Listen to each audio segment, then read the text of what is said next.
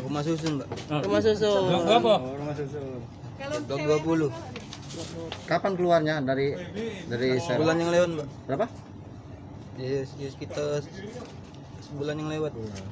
Terus kenapa maling lagi? Ya, ada duit, Pak. Duit. Kamu itu dapat diskon, tapi kamu ini Harusnya keluar kapan itu, Bo? ya, masih 8 bulan lagi. Masih 8 bulan lagi. 8 bulan lagi ya. Selama asimilasi berapa kali kau Lapas maling? mana? Lapas mana? Bawa sekali lah. Lapas mana kemarin yang dapat asimilasi? Lapas sini. Banyuasin, Mbak. Oh, narkoba ya? Bukan, Mbak. Oh. Lapas Banyuasin.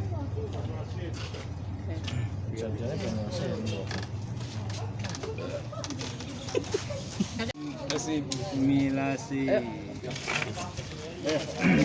Tersangka asimilasi dari COVID ini berulang lagi, Mbak?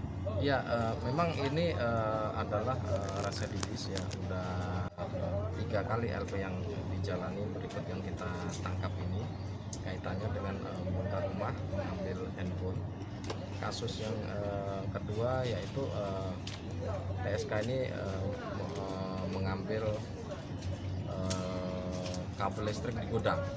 Itulah yang bersangkutan kena putusan kasus 363 2 tahun 6 bulan. Dia menjalani setahun 8 bulan, kemudian diasimilasi, keluar ini melakukan tindak pidana curhat kembali, maka kita tangkap dan kita akan datakan itu pelaku-pelaku yang diasimilasi kemudian melakukan tindak pidana kembali.